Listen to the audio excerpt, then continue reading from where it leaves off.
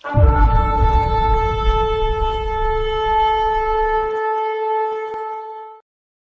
के मैसेज का नाम है असली 2022। एक नकली है जिसकी हम कामना कर रहे हैं, एक असली है जो हमको जीना है। क्योंकि जब भी हम सत्य को, जो रियलिटी है, उसको नहीं समझेंगे, हम गिर जाएंगे, फंस जाएंगे, थक जाएंगे, हार जाएंगे, भटक जाएंगे। इस दुनिया में जो दिखता है वो होता नहीं है, और जो होता है वो दिखता नहीं है। अगर जीवन की परिस्थितियों में वो सत्य जिसको हमने धारण किया है, वो सत्य हम भूल जाए तो हमसे हमारा पुरस्कार भी छीना जा सकता है, और हमको अंत में बहुत रिग्रेट होगा और दांत पीसना पड़ेगा। मैं कुछ पंक्तियां पहले पढ़ना चाहता हूं कि आज की सारी पंक्तियां प्रकाशित वाक्य से 9वें अध्याय पद संख्या 20 और 21 में पहले पढ़ूंगा। उसके बाद मैं 16 का 9 पढ़ूंगा और 16 का 11 पढ़ूंगा, और आखिर में मैं 12 का 11 पढ़ूंगा। आइए प्रभु का वचन पढ़ते हैं। इस पर भी बाकी के ऐसे लोगों ने जो इन महाविनाशों से भी नहीं मारे जा सके थे, उन्होंने अपने हाथ से किए हुए कामों के लिए अभी भी मन ना फिराया, तथा भूत प्रेतों की अथवा सोने चांदी कांसे पत्थर और लकड़ी की उन मूर्तियों की उपासना नहीं छोड़ी, जो ना देखती है, ना सुनती है और ना चल सकती है। उन्होंने अपने द्वारा की गई हत्याएं, जादू टोना, व्यभिचारों अथवा चोरी चकारी करने से मन नहीं फिराया। प्रकाशित वाक्य 16 का 9। और लोग भयानक गर्मी से झुलसने लगे। उन्होंने परमेश्वर के नाम को कोसा, क्योंकि इन विनाशों पर उसी का नियंत्रण है, किंतु उन्होंने पश्चाताप नहीं किया और ना ही उसको महिमा प्रदान की। आइए 16 के 11 पंक्ति पढ़ते हैं। अपनी अपनी पीड़ाओं और छालों के कारण उन्होंने स्वर्ग के परमेश्वर की भर्त्सना तो की, किंतु अपने कामों से मन नहीं फिराया, किंतु वो पश्चाताप नहीं किए। ये चौंका देने वाली पंक्तियां हैं। और उसके बाद हम पहले 12-11 पढ़ेंगे, इसको आगे बढ़ने से पहले। उन्होंने मेमने के बलिदान के रक्त और उसके द्वारा दी गई साक्षी से उसे हरा दिया है। उन्होंने अपने प्राणों का परित्याग करने तक अपने जीवन की परवाह नहीं की। 2022 में दो ही किस्म के लोग हैं, एक जो नहीं मुड़ेंगे, एक जो पश्चाताप नहीं करेंगे, एक जो नहीं बदलेंगे, एक जो बद से बदतर होते जाएंगे, एक परिस्थितियां जिनको और कठोर कर देगी, एक समस्याएं जिनको और अंधेरा कर देगी, एक जीवन में आने वाली जो भी परिस्थितियां हैं वो उनके मन को और भटका देगी, और वो जीवित परमेश्वर को ना तो महिमा देंगे और वो मुड़ेंगे नहीं। अगर हम लोग प्रकाशित वाक्य को ध्यान से पढ़े तो परमेश्वर की प्रकाशना जब यूहन्ना को मिलती है तो उसे दिखाया जाता है आगे आने वाले समय में क्या होने वाला है। तो कमजोर दिल के बच्चे जब प्रकाशित वाक्य पढ़ते वो डर जाते, हाय इतना विनाश, इतना क्लेश। लेकिन यहां एक ग्लोरियस पीपल, एक ग्लोरियस जयवंत लोगों की भी कहानी है, और यहां उन लोगों की भी कहानी है नाश जिनकी विरासत है, जिनका नाश होना तय है। ऐसा नहीं कि परमेश्वर मौका नहीं देता, क्योंकि जब इस पंक्ति को लिखा गया तो आप समझिए कि जब दुनिया पे विभिन्न प्रकार के क्लेश आ रहे तो भी परमेश्वर चाहते हैं कि लोग मुड़ जाए। और ये पंक्तियां पढ़ के हैरान हो जाए, क्योंकि जब एक के बाद एक तकलीफें आने लगी, तो अभी आप जो दुनिया में होते हुए देख रहे हैं ये मात्र तकलीफों की शुरुआत है। जब इन पंक्तियों को पढ़ते हैं ये बहुत हैरान करने वाली बात है कि कुछ लोग फिर भी मन नहीं मुड़ते। ये परिस्थितियां जो आ रही हैं, ये परिस्थितियां एक विश्वासी के लिए कोई ऐसी बात नहीं है जिसका उसको पहले से नहीं मालूम है। क्योंकि कुछ बातें हम सब चाहते हैं, जीवन बहुत अच्छा हो, जीवन बहुत हसीन हो। मैं हमेशा कहता, जो नया नया विश्वासी आता है ना वो प्रार्थना करता है, प्रभु सबका भला करना, सब ठीक रहे, सबके सब काम हो जाए। और उसकी ये प्रार्थना छोड़ के शायद सब प्रेयर सुन ली जाती है, क्योंकि वो जितनी ऐसी प्रार्थना कर ले दुनिया में सब ठीक नहीं होता है। राइट। मैं कुछ बताना चाहता हूं, इस साल हम विश्वासियों को गिरता हुआ भी देखेंगे, और इस साल हम विश्वासियों को चमकता हुआ भी देखेंगे। इस साल पहले आखिरी हो जानेंगे आखिरी पहले हो जाएंगे। बहुत से जो साथ दिखते हैं, हो सकता है वो साथ नहीं दिखे। बहुत से जो नहीं दिखते हैं वो साथ दिखने लग जाएंगे। बहुत से विनम्र लोग कठोर हो जाएंगे और बहुत से कठोर लोग पश्चाताप करके विनम्र हो जाएंगे। भेड़ और बकरियों का फासला और बढ़ जाएगा। चर्च इतना दुनिया में था कि उसको पवित्र करना जरूरी है। भेड़ और बकरी का जो फासला है वो इस साल और बढ़ जाएगा। एक नस्ल होगी जो कॉम्प्रोमाइज नहीं करती, एक नस्ल होगी जो कॉम्प्रोमाइज करके बैकस्लाइड कर चुकी है। और जहां तक रही पृथ्वी का हाल, तो वचन क्या कहता है, और उन्होंने फिर भी पश्चाताप नहीं किया। मैं ऐसा बोली असली 2022। जिस व्यक्ति के पास प्रकाशना रहती है वो मिथ्य में नहीं जीता, वो आंखों से दिखने वाली बात पर नहीं जीता, उसको आत्मा में जो सत्य प्रकाशित है वो उसके अनुसार जीने लगता है। आइए प्रकाशित वाक्य में कुछ बातें बता दे जो सच्ची है। अगर 2022 सच्चा होना आपके लिए, तो ये सच्ची बातें पहले आपको जाननी पड़ेगी कि प्रकाशित वाक्य की जब शुरुआत होती है, इस किताब की जब शुरुआत होती है, उससे पहली बात क्या है कि प्रभु यीशु सच्चे हैं, वो महिमा का राजा है, वो जल्दी आने वाला है, वो है जो था, जो है और जो आने वाला है। वो यहूदा का शेर है, वो परमेश्वर का वो मेमना है जो हमारे पापों के लिए मरा। वो परमेश्वर का शब्द है और अपनी सेना के साथ जल्दी आने वाला है। वो है जो सिंहासन पे बैठा है और जल्दी सबका न्याय करेगा। उसके दुश्मन अनंत आग में जाएंगे। क्या ग्लोरियस स्टार्ट है 2022 की, नहीं, रेवलेशन की। आमेन। कई बार हम परिस्थितियों में भूल जाते हैं ना, हम तकलीफों में भूल जाते हैं, हम आए दिन की व्यस्तता में भूल जाते हैं यीशु ही प्रभु है। हम भूल जाते हैं कि ये सब जो चल रहा है हमेशा चलेगा नहीं, अंत में परमेश्वर की जीत होनी है। हम भूल जाते हैं कि क्लाइमैक्स, अंत शुरुआत से निर्धारित कर दिया गया है। हम भूल जाते हैं कि एक दिन परमेश्वर का 1000 सालों के समान है। हम भूल जाते हैं कि यदि आज कुछ गलत हो रहा है तो वो हमेशा नहीं हो सकता। गलत की उम्र बहुत छोटी है, झूठ फरेब की उम्र बहुत छोटी है, धोखे की उम्र बहुत छोटी है। हम भूल जाते हैं ये जो परिस्थितियां ऐसी है ये हमेशा नहीं चल सकती। हम भूल जाते हैं कि ये युग हमेशा नहीं चल सकता। और हम भूल जाते हैं विश्वासियों के रूप में जो अंत है वो शुरुआत से निर्धारित कर दिया जा चुका है। और दो ही किस्म के लोग हैं, एक भेड़ है और एक बकरी है। एक विनम्र है, एक ढीठ है। एक वो है जिसने अपना मन फिरा लिया है, एक वो है जिसका मन कठोर है। एक वो है जो बोलता है मैं हार नहीं मानूंगा अच्छा करने में, एक वो है जो बोलता है परिस्थितियां मेरे हिसाब से नहीं है, मैं पीछे मुड़ रहा हूं। एक वो है जो तकलीफों में दबकर फल नहीं लाएगा, एक वो है उसी तकलीफों में पवित्र होकर परमेश्वर के और करीब आ जाएगा। एक वो है जिसने मन में ठान लिया है कॉम्प्रोमाइज का कोई सवाल नहीं है, यीशु छोड़ के और कोई रास्ता नहीं है। एक वो है जिसका रास्ता भटक जाएगा। दो ही रास्ते नहीं है, एक ही रास्ता है। दो किस्म के लोग हैं, एक ही मार्ग है, वो प्रभु यीशु है। उसको छोड़ के जो चौड़ा मार्ग है वो नाश का मार्ग है। इस किताब में जब जब क्लाइमैक्स सीन से पहले क्या दिखाया जाता है कि सिंहासन पे कौन है, ये असलियत है। सिंहासन पे कोई नेता नहीं बैठा, कोई और राजा नहीं बैठा, सिंहासन पे राजाओं का राजा बैठा है। जब तुम्हारे जीवन में परिस्थितियां तुम्हारे हिसाब से नहीं होती, तुमने प्रार्थना कर ली, तुमने सब कुछ कर लिया, हाथ पांव मार लिए और लाइफ वैसे नहीं निकली, फिर भी याद रखो सबसे ऊंचे सिंहासन पर विराजमान प्रभु यीशु है। 1000 साल अगर शैतान को भी दे दिया जाए तो परमेश्वर का एक दिन काफी है सारी चीजों को खत्म करने के लिए।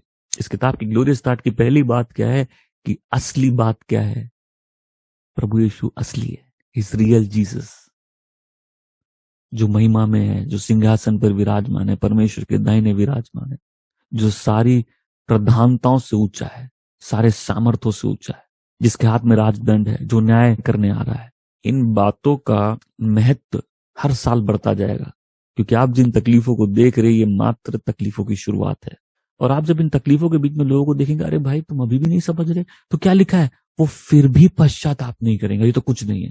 जब तकलीफें और बढ़ेंगी, दंड और आएंगे, तब भी लोग पश्चाताप नहीं करेंगे, लोग मन नहीं फिराएंगे। लेकिन एक विश्वासी के रूप में आपके पास चुनाव है, आपको कठोरता में जीना है कि आपको विनम्रता में जीना है। आप चुन सकते हैं, आप भी उनमें से एक बन जाए जिन्होंने अपने दिल को कठोर कर लिया। हमने जब 16 की 9वीं पंक्ति पढ़ी और लोग भयानक गर्मी से झुलसने लगे, उन्होंने परमेश्वर के नाम को कोसा क्योंकि इन विनाशों पर उसी का नियंत्रण है, किंतु उन्होंने पश्चाताप नहीं किया और ना उसको महिमा प्रदान की। जब यूहन्ना को ये दर्शन मिला, यूहन्ना एक टापू में बूढ़ा होकर, उसको कैद था। तो जब जीवन तकलीफ में बीतता है, कई बार असली और नकली भूल जाते हैं ना। जब हम आम जीवन में खो गए हैं, हम लाइफ की असली रियलिटी भूल जाते हैं।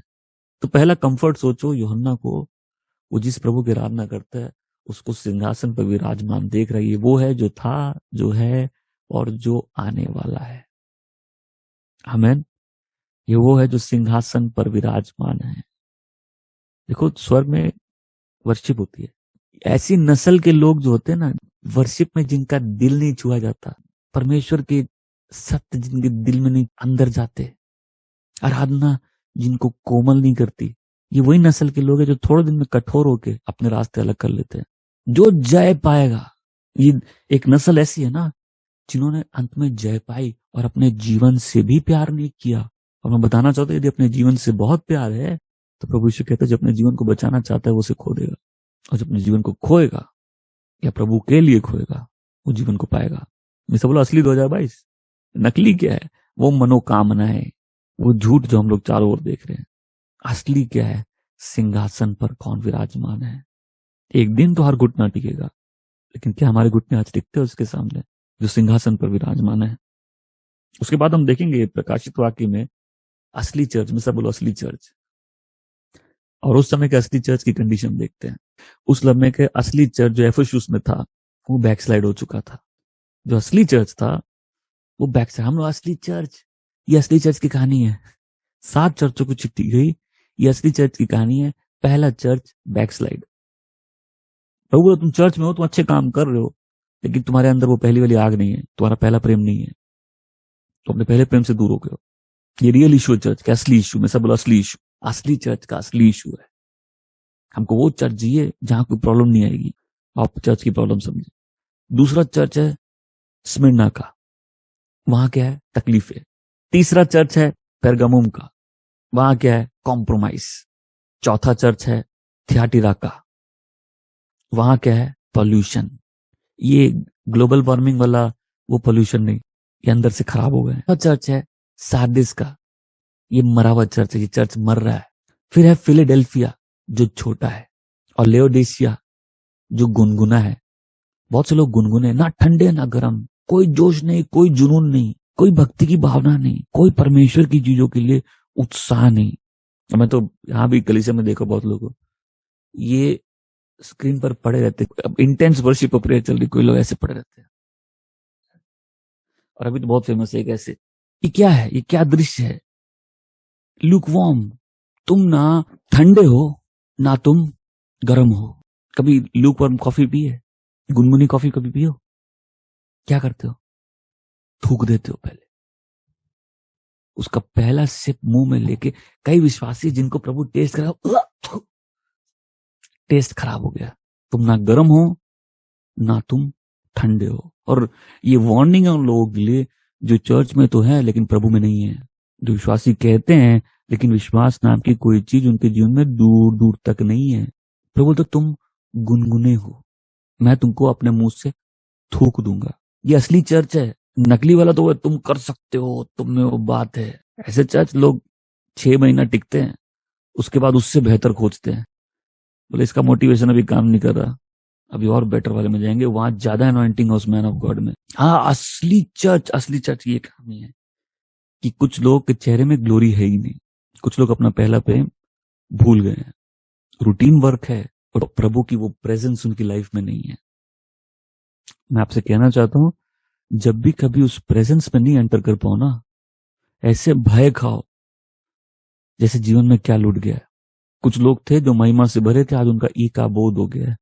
उनके अंदर से जैसे जीवित परमेश्वर की महिमा निकल के चली गई है। देखो, सॉल 40 साल इजराइल का राजा था, 2 साल बाद ही परमेश्वर का आत्मा उसको छोड़ दिया था और दुष्ट आत्मा उसको तंग करते थे।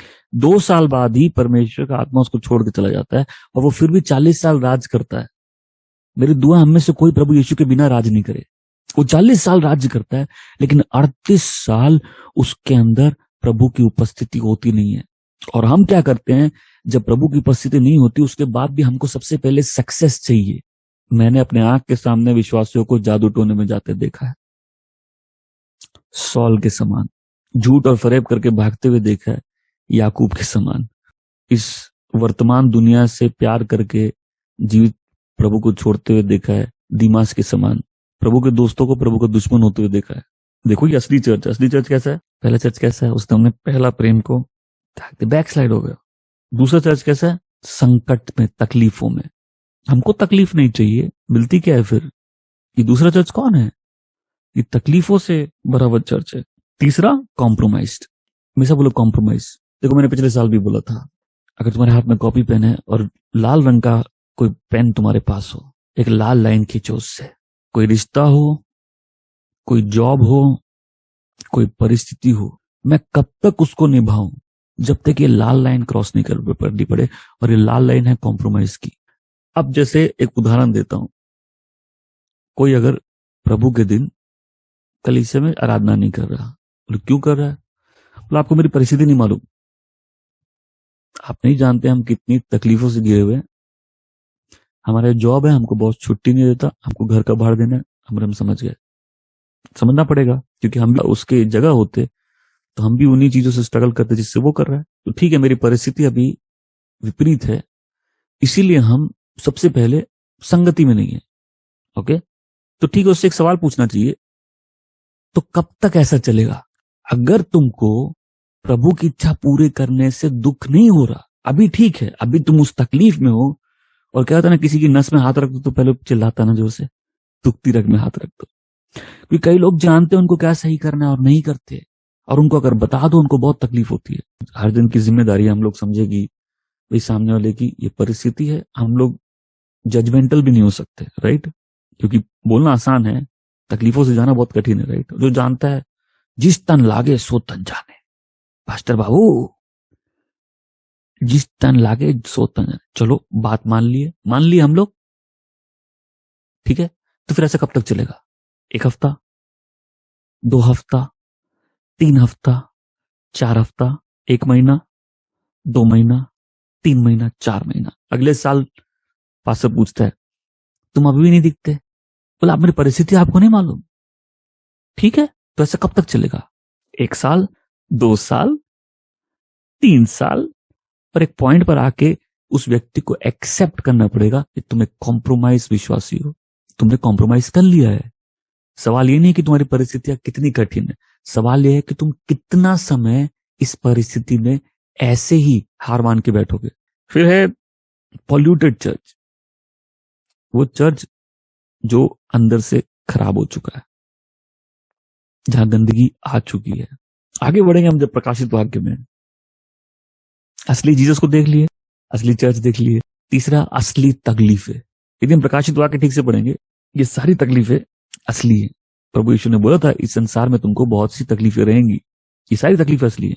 जब प्रकाशित वाक्य 6 और 8 में जब उस किताब के 7 सील खोले जाते हैं, जब 7 तुरही बजती है, जब 7 कटोरे उडेले जाते हैं, तो पूरी पृथ्वी में एक से एक महा तकलीफें आती है।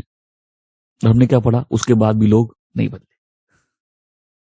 उसके बाद भी लोगों ने मन नहीं फिराया।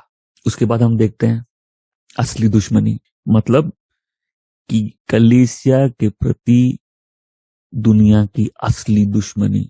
क्या हम देखते हैं दुनिया की कठोरता, देखते हैं जो विश्वासियों से नफरत करते हैं, देखते हैं अपने घरों में, देखते हैं अपने समाज में, देखते हैं अपने देश में, देखते हैं दूसरे देशों में, देखते हैं दुनिया के सारे देशों में, देखते हैं। ये क्या असली दुश्मनी, ये असली दुश्मनी। आज किसी को अगर प्रभु यीशु के पीछे चलना है तो समझ लो ये दुश्मनी जो तुम देख रहे हो ये नहीं है। ये दुनिया में सब लोग जो प्रभु का नाम लेते हैं किसी ना किसी रूप में अनुभव कर रहे हैं, और ये किताब तुमको झूठ और सच में फर्क बताएगी। झूठ वो मेक बिलीव वर्ल्ड है जिसमें हम लोग जीना चाहते, राइट।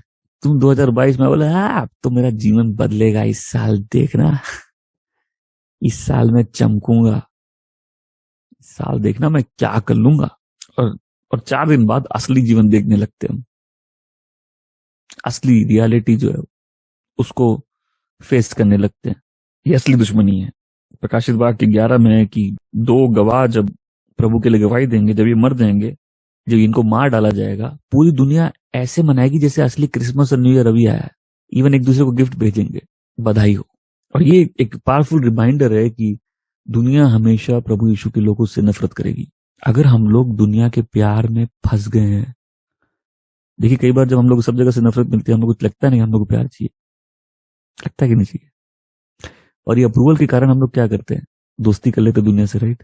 लेकिन दुनिया से दोस्ती परमेश्वर से बैर करना है। ये रिमाइंडर है असली विश्वासी को कि असली 2022 में जो असलियत है वो क्या है। ये दुश्मनी बरकरार है और ये और बढ़ेगी। उसके बाद देखते हैं असली क्या है और असली भरमाया जाना। हम प्रकाशित वाक्य में पढ़ेंगे 12:9 में कि शैतान पूरे दुनिया को भटका देता है। और किस चीज के लिए भटकाता है? जीवित परमेश्वर के विरुद्ध बागीपन दिखाने के लिए। देखा दुनिया कैसे कर रहा है? ये रेबेलियन है। मैं अपना जीवन खुद बना सकता हूं। I am a self made man. हम अपनी परिस्थिति ठीक कर सकते हैं। 666 मतलब मैन मैन मैन, 6 आदमी का शब्द है, आदमी का नंबर है। मैन मैन मैन, उसमें कोई गॉड नहीं है। तो ये हमको रिमाइंडर है कि हमको प्रार्थना करते रहना है ताकि हम भरमाए नहीं जाए। हमको प्रार्थना करते रहना है ताकि हम उस विद्रोह का, बागीपन का हिस्सा नहीं बन जाए। क्या हम लोग समझ रहे हैं? असली 2022 से नकली, असली वाला चाहिए ना। हम भूल जाते हैं कि ये जीवन एक आत्मिक युद्ध है, ये प्लेग्राउंड नहीं है, एक रियल स्पिरिचुअल वॉरफेयर है। एक एक आत्मा के ऊपर लड़ाई है। कितने लोग हैं भूल गए वो कितनी तकलीफें और वॉरफेयर के बाद यहां तक पहुंचे, और अभी अस्त्र शस्त्र छोड़ के डांडिया से खेल रहे हैं। डांडिया को नीचे रखो और अपने हथियार उठाओ। जब हम भूल जाते हैं हम लोग वॉर में हैं, हम लोग लड़ाई में हैं। और जो विश्वासी अपने अस्त्र शस्त्र उठा के नहीं जी रहा, आज नहीं तो कल वो भरमाया जाएगा। देखो चर्च आने से उद्धार नहीं मिलता, बट हम एक एग्जाम्पल देना चाहते हैं कि जब हम अपने आप को अकाउंटेबल करते हैं एक दूसरे को, कितना बचाव होता है।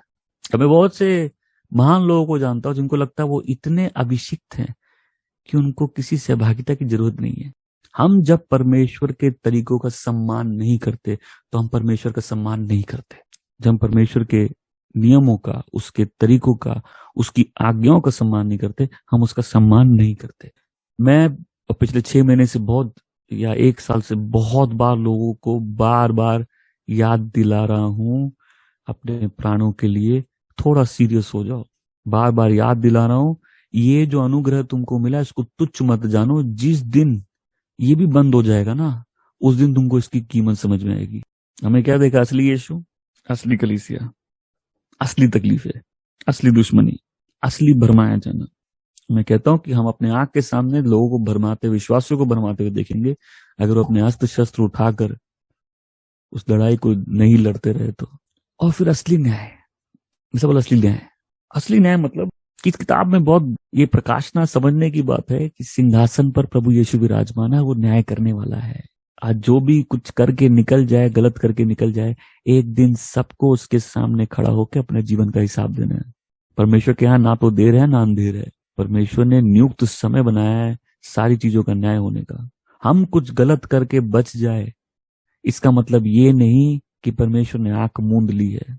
यदि कोई आज कठोरता में जी रहा है, तुम्हारे रास्ते, तुम्हारे पांव गलत रास्ते चले गए और तुमको लग रहा है सब तो ठीक है, तो तुमसे बहुत बेहतर है वो विश्वासी जो तकलीफों में पवित्र हो रहा है, जो सही करने के बाद तकलीफों में पवित्र हो रहा है। तुमसे बहुत बेहतर है उस विश्वासी से जो पाप में पड़ा हुआ है और सब ठीक चल रहा है। ये सब ठीक चल रहा है ना, ये और बड़ा खतरा है। जब भी हम पाप करें और सब ठीक चले, ये और डरने की बात होती है। और असली क्या है? असली जजमेंट असली है। जो व्यक्ति अपना मन फिराकर उस मेमने के लहू से नहीं धुला है, उसको उस न्याय के सिंहासन के सामने परमेश्वर के प्रकोप को देखना है। जब भी शैतान तंग करे ना, उसको याद दिलाओ तुम्हारा टाइम बहुत कम है। बोले लेकिन हम तो बहुत नर्वस हैं, हम डरते हैं। अरे भाई, तुमको असली बात जब मालूम है तो कॉन्फिडेंस से बोल सकते हो कि नहीं? नहीं तो शैतान को देख के बोलोगे मेरा टाइम तो बहुत कम है। अब तुम उसको देख के हंस सकते हो, बोल सकते हो तुम्हारा टाइम बहुत कम है। क्यों? वो जल्दी आने वाला है। तुम्हारी फ्रस्ट्रेशन, तुम्हारी डेस्परेशन समझ में आ रही है, वो जल्दी आने वाला है। आज से 2.5 साल पहले हमने तकलीफों के बीच में अपने मन में ये निश्चय कर लिया था और अपने आप को याद दिला दिया था, आखिरी जीत परमेश्वर की है। God is the ultimate winner and the ultimate ruler. मैं चाहता हूं कि हम सब निश्चित कर ले, आप जिस भी परिस्थिति से जा रहे हो, आज कुछ भी गलत आपके ऊपर हावी होने की कोशिश कर रहा है, God is the ultimate winner. हमें असली 2022 में शैतान कभी जीत नहीं सकता, उसमें प्रभु यीशु की ही जीत होनी है। आमेन। हम इस बात को याद कर ले कि ये जो न्याय है ये सच्चा है, कि वचन कहता है कि हर जन को एक जीवन मिला, उसके बाद हर जन को परमेश्वर के सामने, उस न्याय के सिंहासन के सामने खड़ा होना है। मन को बहलाए नहीं जब पाप की अवस्था में कि सब तो ठीक है, सब ठीक है राजू, तेरे साथ सब ठीक है, देख तेरे पॉकेट में पैसे तो है राजू, देख ना जनता का प्यार तेरे साथ है राजू। ये ज्यादा दिन टिकेगा नहीं, क्योंकि एक दिन सबको उसके सामने घुटने टेकने हैं। हम आज टेकेंगे, और जब तक हम परमेश्वर के आगे घुटने टेकेंगे, हम किसी और के आगे नहीं टेकेंगे। ये लोग जो कॉम्प्रोमाइज करते हैं, कब करते हैं? जब वो घुटने परमेश्वर के आगे नहीं टिकते। मैं 2022 में वार्निंग के साथ पूरे चर्च को बोलना चाहता हूं, जो अनुग्रह आपके जीवन में आपको मिला है, जो काबिलियत मिली है, यदि प्रभु का दास आपको वचन सिखाने के लिए मिला है, यदि आपको एक कलीसिया मिली है, इसमें से किसी भी ग्रेस को अगर आप तुच्छ जानते हैं तो भारी पड़ेगा। बोला आप हमको डरा रहे हैं 2022 के दूसरे दिन। हाँ, मैं डरा रहा हूं आपको। अगर सच डरावना है तो वो हमको बदल भी सकता है। और साथ ही बात असली महिमा कि इस किताब का अंत होता है कैसे? असली महिमा के साथ, जो उसके हैं, जो उसमें है, रियल ग्लोरी। आमेन। वो उसके साथ राज्य करेंगे, वो उसके साथ सिंहासन में बैठेंगे, वो वैसे ही बन जाएंगे जैसा वो है, वो उसके रूप में परिवर्तित हो जाएंगे, वो महिमा से ढक जाएंगे। स्वर्ग राज उन्हीं का है, पृथ्वी की विरासत उन्हीं की है। वो सारे झूठ जो हमने अपने मन में बना के रखे, अब हम रेवलेशन जब 8 पढ़ेंगे, हम देखेंगे कि यहाँ परमेश्वर का प्रकोप पृथ्वी पर आ रहा है, और आसमान से चीजें गिरती है, आग गिरती है, लोग झुलसते हैं, कई समय के लिए अंधकार हो जाता है। कुछ समय ऐसा लोग मरना चाहेंगे, मर नहीं पाएंगे, तकलीफों में मरना चाहेंगे, मर नहीं पाएंगे। ये सब एक चिन्ह है। हम प्रकाशित वाक्य जब पढ़ते हैं उसको एक चिन्ह की तरह पकड़े। जैसे प्रभु ने मिस्र का न्याय किया था, वैसे पूरी दुनिया का न्याय होगा। और वचन क्या कहता है? इन सारे तकलीफों के बाद सबसे बड़ी दुख की बात क्या है? लोग पलटे नहीं। अगर आज जीवन की तकलीफों में तुम विनम्र होकर परमेश्वर के करीब आके उसको धन्यवाद दो। अगर आज परिस्थितियां तुमको घुटनों पे आकर प्रार्थना करना सिखा रही है, उसको धन्यवाद दो। अगर दुख तकलीफ में और दुखों की भट्टी में तुम चांदी के समान पवित्र हो गए, उसको धन्यवाद दो। अगर लाइफ तुम्हारे अनुसार नहीं निकली और तुमको लगा जैसे किसी ने तकलीफों में झोंक दिया, और उसका फल यह निकला कि तुम उस जीवित परमेश्वर की आराधना और सच्चे दिल से करने लग गए, उसको धन्यवाद दो। क्योंकि तुम यहां देखोगे लोग झुलस रहे हैं लेकिन मुड़े नहीं। 1/3 दुनिया मर गई, लेकिन लोग ये देख के भी मुड़े नहीं। और अपने आप से पूछना है, हम असली दुनिया में जी रहे कि नकली दुनिया में? मैं बोला असली 2022। उन्होंने अपने पाप नहीं छोड़े, उन्होंने अपने मूर्तियों की पूजा नहीं छोड़ी, उन्होंने अपने जादू टोने नहीं छोड़े, उन्होंने अपना ढीठपना नहीं छोड़ा, उनका जीवन नहीं बदला, उनका मन नहीं बदला। उन्होंने मना कर दिया कि हम पलटेंगे नहीं। रिपेंटेंस, पश्चाताप उनके लिए ऑप्शन ही नहीं था। तो अगर आप आगे दुनिया को बद से बदतर होता हुआ देखेंगे और एक सच्चे विश्वासी को परमेश्वर के और करीब आता देखेंगे, तो वेलकम टू असली 2022। ये असली 2022, जहां कठोर और कठोर होगा, और जो विनम्र है वो शायद और विनम्र हो जाएगा। जहां तकलीफों में लोग महिमा देखने लगेंगे, और जिनको महिमा नहीं दिख रही उनको सिर्फ तकलीफें दिखेंगी। जहां कुछ लोग झुलसते हुए जल के प्रभु की आग में पवित्र हो जाएंगे, और कुछ लोग झुलसते हुए उसके नाम को कोसेंगे। जहां भेड़ और बकरी का फासला बढ़ जाएगा, जहां सच्चे कलीसिया की आराधना और ग्लोरियस हो जाएगी, और झूठों की नींव टिक नहीं पाएगी। जहां बहुत से लोग वर्तमान दुनिया के प्रेम में, कॉम्प्रोमाइज में, बैकस्लाइडिंग में नष्ट हो जाएंगे, और वो फिर भी नहीं मुड़े। तो 2 किस्म के लोग हैं, एक और जो फिर भी नहीं मुड़े, और दूसरे कौन है? और जिन्होंने हार नहीं मानी, अपने जान से भी प्यार नहीं किया, और जिन्होंने अपने जान से भी प्यार नहीं किया। हम प्रकाशित वाक्य 12वें अध्याय की इस 11वीं पंक्ति को एक बार पढ़ेंगे। उन्होंने मेमने के बलिदान के रक्त और उनके द्वारा दी गई साक्षी से उसे हरा दिया। उन्होंने अपने प्राणों का परित्याग करने तक अपने जीवन की परवाह नहीं की। आमेन। किसको असली ग्लोरी चाहिए? वो असली जीसस की आराधना असली चर्च में करता है, असली सफरिंग से जाता है, असली दुश्मनी देखता है, दुनिया का असली न्याय भी देखेगा और असली ग्लोरी भी देखेगा। प्रकाशित वाक्य 21 का 3 से 8 में पढ़ूंगा। तभी मैंने आकाश में एक ऊंची ध्वनि सुनी, वो कह रही थी, देखो अब परमेश्वर का मंदिर मनुष्यों के बीच है और वह उन्हीं के बीच घर बनाकर रहा करेगा। वो उसकी प्रजा होगी और स्वयं परमेश्वर उनका परमेश्वर होगा। उनकी आंख से वह हर एक आंसू पोंछ डालेगा और वहां तब ना कभी मृत्यु होगी, न शोक के कारण कोई रोना धोना और ना कोई पीड़ा, क्योंकि वे सब पुरानी बातें अब समाप्त हो चुकी हैं। पर जो सिंहासन पर बैठा था वो बोला, देख मैं सब कुछ को नया कर दे रहा हूं। और उसने फिर कहा, इसे लिख, क्योंकि ये वचन विश्वास करने के योग्य और सत्य है। वह मुझसे फिर बोला, सब कुछ पूरा हो चुका है। मैं ही अल्फा और ओमेगा हूं, मैं ही आदि और अंत हूं। जो भी प्यासा है मैं उसे जीवन के जल के स्रोत में सेत मेट से मुक्त भाव में जल पिलाऊंगा। जो विजयी होगा वो सब कुछ का मालिक बनेगा। मैं उसका परमेश्वर होऊंगा और वो मेरा पुत्र होगा। किंतु कायरों, अविश्वासियों, दुर्बुद्धियों, हत्यारों, व्यभिचारों, जादू टोने करने वाले, मूर्ति पूजकों और सभी झूठ बोलने वालों की भभकती गंधक की जलती झील में अपना हिस्सा बांटना होगा। यही दूसरी मृत्यु है। आमेन। आज हमको चूज करना है, हमको असली 2022 चाहिए और असली विश्वास चाहिए कि नकली 2022 चाहिए। असली चाहिए कि नकली? असली चाहिए ना। तो याद रखे, वही मार्ग है, वही सत्य है और वही जीवन है। और तकलीफें, परिस्थितियां बदलेंगी नहीं, लेकिन हम बदल सकते हैं। दो ही नस्ल के लोग हैं, एक जो मुड़ेंगे नहीं, दूसरे जो बोलेंगे पीछे नहीं मुड़ूंगा, मैं हार नहीं मानूंगा, मैं बढ़ता रहूंगा संग तेरे।